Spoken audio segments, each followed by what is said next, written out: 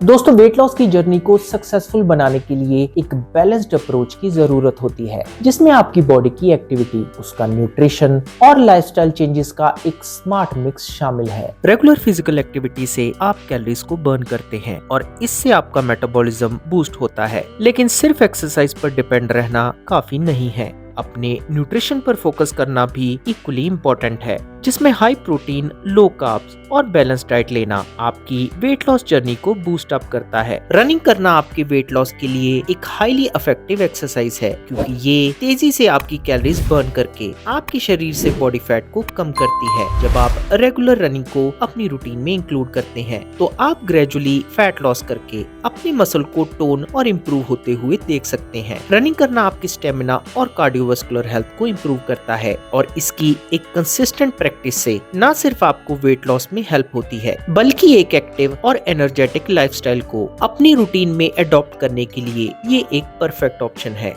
आज मैं आपको बताऊंगा एक ऐसा रनिंग प्लान जिसे 13 हफ्तों तक फॉलो करने पर आप 10 से 12 किलो वजन आसानी से कम कर सकते हैं। ये 13 वीक रनिंग प्लान हर एक इंडिविजुअल को हर हफ्ते कम से कम 1 किलो तक वजन कम करने में हेल्प करेगा। इस प्लान को आपको एक कंसिस्टेंसी के साथ अप्रोच करना होगा और समझना होगा कि धीरे धीरे प्रोग्रेस करना कैसे आपकी लॉन्ग टर्म सक्सेस के लिए जरूरी है। स्टार्ट करते हैं पहले 2 वीक के प्लान से। पहले 2 वीक में आपको अपनी फाउंडेशन बनाना जरूरी है। पहले 2 हफ्तों में धीरे धीरे रनिंग शुरू करना आपका मेन फोकस होना चाहिए। इस फेज में आपको वॉकिंग और जॉगिंग दोनों को मिक्स कर अपने ट्रेनिंग प्लान की शुरुआत करनी चाहिए। पहले कुछ दिन एक 20 मिनट की वॉक के साथ आप शुरू कर सकते हैं, और हफ्ते के एंड आते आते आप इसे 10 मिनट की एक लाइट जॉगिंग में कन्वर्ट कर सकते हैं। दूसरा हफ्ता आते आते आप इन दोनों एक्टिविटीज को एक इंटरवल ट्रेनिंग के फॉर्म में प्रैक्टिस कर सकते हैं, यानी 1 मिनट की जॉगिंग और 1 मिनट की ही वॉक का एक रिपीटेटिव साइकिल। ये साइकिल्स आप एक कंप्लीट 25 मिनट्स के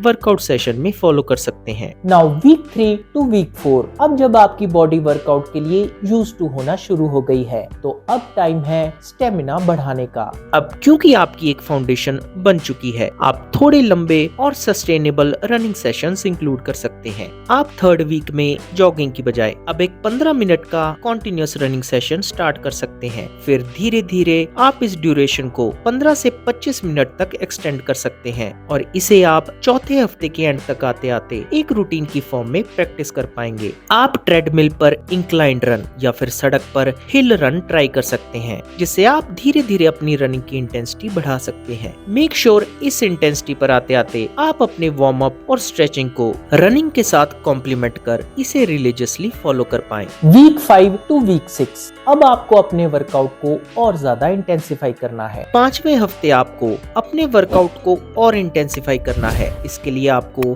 टेम्पो रन्स प्रैक्टिस करने हैं, जिसमें आपको कंफर्टेबली एक हार्ड इंटेंसिटी के साथ ब्रिस्क पेस को मेंटेन करना है। अल्टरनेटिवली आप इंटरवल स्प्रिंट्स ट्राई कर सकते हैं, जिसमें आप HIIT की तरह शॉर्ट स्प्रिंट सेशंस को रन करते हैं, और इन स्प्रिंट सेशन के बीच में आप 1 से 2 मिनट का रेस्ट ले सकते हैं। आप टेम्पो रन या इंटरवल स्प्रिंट सेशन को 15 से 20 मिनट तक कंटिन्यू कर सकते हैं। याद रहे, यहाँ न्यूट्रिशन भी इम्पोर्टेंट है, और जैसे जैसे आप अपने वर्कआउट की इंटेंसिटी इंक्रीज करते हैं, आपके शरीर की प्रोटीन की रिक्वायरमेंट और ज्यादा बढ़ जाती है। नाउ वीक 7 टू वीक 8, इस दौरान आपको अपने वर्कआउट को कंसोलिडेट करना है। वीक 7 और वीक 8 में आपको longer runs but with a steady pace try करना है। इसमें आप एक स्टेडी पेस मेंटेन करते हैं, जहां आपकी स्पीड ना ही ज्यादा हाई होती है और ना ही ज्यादा लो। बस एक स्टेडी पेस से आपको अपने एंडोरेंस को मेंटेन कर 40 से 45 मिनट का एक रनिंग सेशन टारगेट करना है। आपको रनिंग के पहले वार्म अप करना और रनिंग के बाद एक फुल बॉडी स्ट्रेचिंग सेशन करना नहीं भूलना है। नाउ वीक 9 टू वीक 10, इस टाइम पे आपको अपने वर्कआउट को फाइन ट्यून और मॉनिटर करना जरूरी है।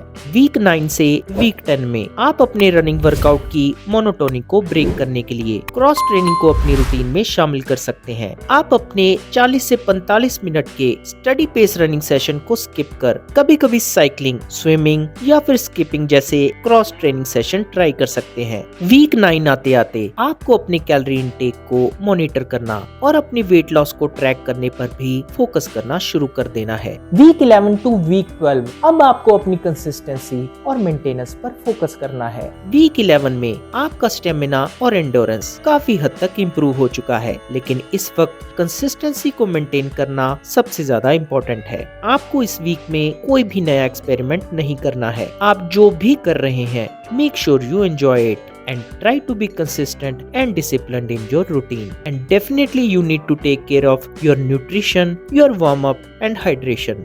Week 13 is the time to add some muscle mass into your body. Week 13 आते आते आपने काफी फैट लॉस कर लिया है, लेकिन फैट लॉस के साथ साथ आपकी बॉडी कुछ हद तक मसल लॉस भी कर चुकी है। इसलिए आपको स्ट्रेंथ ट्रेनिंग के शॉर्ट सेशंस डेली और एटलीस्ट अल्टरनेटिवली अपनी रूटीन में ऐड करने चाहिए। आप बॉडी वेट वर्कआउट या फिर जिम में ही वेट ट्रेनिंग कर सकते हैं। ऐसा करना इंश्योर करेगा कि आप वेट लॉस तो करेंगे ही, लेकिन आप अपनी मसल मास को भी मेंटेन कर पाएंगे, जो आपकी फिटनेस के लिए बेहद ज्यादा जरूरी है। इस 13 week weight loss running plan को फॉलो करने के बाद आप एक स्ट्रॉन्ग और डिसिप्लिन्ड रूटीन बिल्ड कर पाएंगे। ये जर्नी सिर्फ और सिर्फ वेट लॉस तक ही लिमिटेड नहीं है, बल्कि ये आपको फिजिकल और मेंटल स्ट्रेंथ भी प्रोवाइड करेगी। तो दोस्तों, कैसी लगी आज की वीडियो प्लीज कमेंट करके जरूर बताएं और मैं जल्दी मिलूंगा आपको अपनी नेक्स्ट वीडियो के साथ। लेकिन आप नहीं जान पाएंगे मेरी नई अपलोडेड वीडियो के बारे में जब तक आप प्रेस नहीं करेंगे सब्सक्रिप्शन के साथ बेल का आइकन। तो जैसे ही दबाएंगे आप बेल का आइकन, आपको आएगा अलर्ट मेरी हर नई वीडियो का। तो जल्दी से प्रेस कीजिए सब्सक्रिप्शन और नोटिफिकेशन का बटन।